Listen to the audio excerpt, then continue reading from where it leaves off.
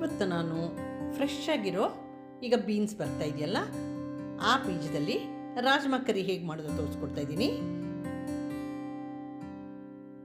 ತುಂಬ ಚೆನ್ನಾಗಾಗುತ್ತೆ. Hi everyone, welcome to Hema's hobbies and kitchen. ಮೊದಲಿಗೆ ನಾನು ಒಂದು ಅರ್ಧ kg ಅಷ್ಟು ಈಗ ಹಣ್ಣು ಹುರುಳಿಕಾಯಿ ಅಂತ ಬರ್ತಾ ಇದೆಯಲ್ಲ ಅದನ್ನು ತಗೊಂಡು ಅದರಿಂದ ಬೀಜ ತೆಕ್ಕೊಳ್ತಾ ಇದ್ದೀನಿ. ಇವಾಗ ವಿಂಟರ್ ಸೀಸನಲ್ಲಿ ತುಂಬ ಕಾಳುಗಳು ಬರುತ್ತೆ. ಆ ಕಾಳು ತಿಂದರೆ ಹೆಲ್ತ್ಗೂ ತುಂಬ ಒಳ್ಳೆಯದು. ನಾವು ರಾಜ್ಮಾ ತೊಗೊಂಡು ಅದನ್ನು ನೆನೆಸಿ ಮಾಡ್ತಾ ಇರ್ತೀವಲ್ಲ, ಅದ್ರ ಬದಲು ಈ ಥರ ಒಂದು ಸತಿ ಟ್ರೈ ಮಾಡಿ ನೋಡಿ, ತುಂಬ ಚೆನ್ನಾಗಾಗುತ್ತೆ. ನೋಡಿ, ನಾನು ಇಷ್ಟು ಕಾಳು ಬಂದಿದೆ, ಅದನ್ನು ಒಂದು ಕುಕ್ಕರಲ್ಲಿ ಹಾಕ್ಕೊಂಡು ಅದಕ್ಕೆ ಒಂದು ಅರ್ಧ ಕಪ್ಪಷ್ಟು ನೀರಿರಲಿ, ಯಾಕಂದರೆ ನೀರು ಆಮೇಲೆ ಇದು ಕಡಿಮೆ ಆಗೋದು ಬೇಡ. ಆಮೇಲೆ ಒಂದು ಅರ್ಧ ಸ್ಪೂನಷ್ಟು ಉಪ್ಪು ಹಾಕ್ಕೊಂಡು ಮುಚ್ಚಿಬಿಟ್ಟು ನಾನು ಇದನ್ನು ಬೇಯಿಸ್ತಾ ಇದ್ದೀನಿ. ಯಾಕಂದರೆ ಬೇಯಿಸಿ ಇಟ್ಕೊಳ್ಬೇಕು, ಇಲ್ಲಾಂದರೆ ಅದು ಹಾರ್ಡಲ್ವಾ, ಜಲ್ದಿ ಬೇಯಲ್ಲ. ಇದನ್ನು ನೋಡಿ, ಈಗ ನಾನು ಬೇಯಿಸಿ ಒಂದು ಕಡೆ ಎತ್ತಿಟ್ಕೊಂಡಿದ್ದೀನಿ. ಇವಾಗ ನಾವು ರಾಜ್ಮಾ ಕರಿ ಮಾಡೋಣ ಬನ್ನಿ. ಒಂದು ಪ್ಯಾನ್ನ ಕಾಯಿಸ್ಕೊಂಡು ಅದಕ್ಕೆ 1 ಸ್ಪೂನಷ್ಟು ಎಣ್ಣೆ, 1 ಸ್ಪೂನಷ್ಟು ಬೆಣ್ಣೆ ಅಥವಾ ನೀವು ತುಪ್ಪ ಬೇಕಾದರೂ ಹಾಕ್ಕೋಬೋದು. ಇದೆಲ್ಲ ಚೆನ್ನಾಗಿ ಕಾದ ಮೇಲೆ ಅರ್ಧ ಸ್ಪೂನಷ್ಟು ಜೀರಿಗೆ, 1 ಪಲಾವ್ ಎಲೆ ತುಂಡು ಮಾಡಿ ಹಾಕ್ಕೊಳ್ತಾ ಇದ್ದೀನಿ.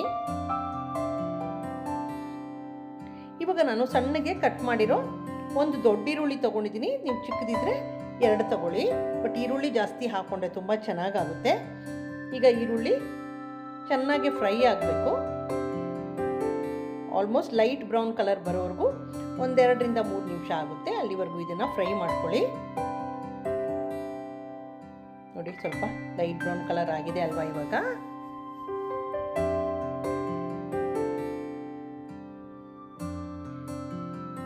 ಇದಕ್ಕೆ ನಾನಿವಾಗ 1 ಸ್ಪೂನಷ್ಟು ಶುಂಠಿ ಬೆಳ್ಳುಳ್ಳಿ ಪೇಸ್ಟ್ ಸೇರಿಸ್ಕೊತಾ ಇದ್ದೀನಿ.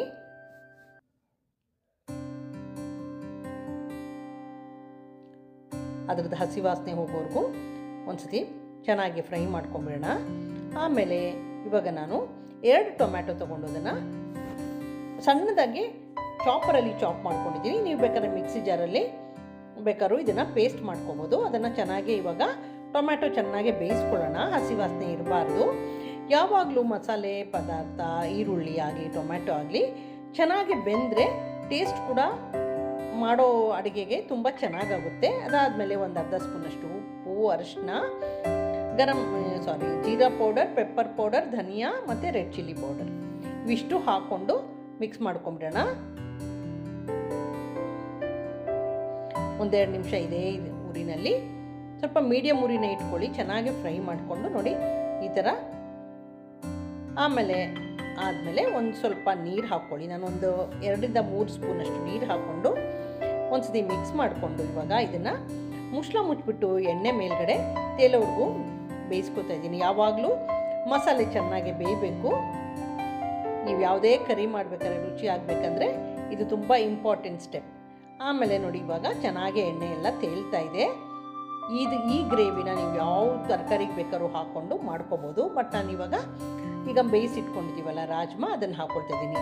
ನೀವು ಬೇಕಾದರೆ ಆಲೂಗೆಡ್ಡೆ, ಬೀನ್ಸು, ಕ್ಯಾರೆಟ್ ಅದು ಕೂಡ ಹಾಕ್ಕೊಂಡು ಮಾಡ್ಕೋಬೋದು. ನಾನು ಮುಂಚೆ ನನ್ನ ವೀಡಿಯೋನಲ್ಲಿ ತೋರಿಸಿದ್ದೀನಿ, ಈ ಥರ ಮಾಡೋದು, ಸಾಗು ಥರ ಮಾಡೋದು ತೋರಿಸ್ಕೊಂಡಿದ್ದೀನಿ. ಇವತ್ತು ನಾನು ಇದೇ ಫ್ರೆಶ್ ರಾಜ್ಮಾದಲ್ಲಿ ಕರಿ ಮಾಡೋದು ತೋರಿಸ್ತಾ ಇದ್ದೀನಿ. ಆಮೇಲೆ ಇದಕ್ಕೆ ಒಂದು ಅರ್ಧ ಸ್ಪೂನಷ್ಟು ಗರಂ ಮಸಾಲ ಪೌಡರು, ಒಂದು ಸ್ವಲ್ಪ ಕಸೂರಿ ಮೇಥಿ, ಆಮೇಲೆ ಅರ್ಧ ಸ್ಪೂನಷ್ಟು ಆಮ್ಚೂರ್ ಪೌಡರು ಅಂದರೆ ಮಾವಿನ ಡ್ರೈ ಮ್ಯಾಂಗೋ ಪೌಡರು, ಅದನ್ನು ಹಾಕ್ಕೊಂಡು ನೀಟಾಗಿ ಇವಾಗ ಒಂದ್ಸತಿ ಮಿಕ್ಸ್ ಮಾಡಿಕೊಂಡು ಇದನ್ನು ಕುದಿಯೋಕ್ಕೆ ಬಿಡೋಣ.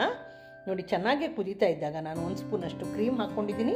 ಕ್ರೀಮ್ ಆಪ್ಷನಲ್ಲು, ಬಟ್ ಚೆನ್ನಾಗಾಗುತ್ತೆ. ಇದಕ್ಕೆ ನಿಮ್ಗೆ ಎಷ್ಟು ಬೇಕಾದರೂ ಹಾಕ್ಕೋಬೋದು. ಆಮೇಲೆ ಕೊತ್ತಂಬರಿ ಸೊಪ್ಪು ಹಾಕ್ಕೊಂಡು ಇದನ್ನು ಫಿನಿಷ್ ಮಾಡ್ಕೊತಾ ಇದ್ದೀನಿ.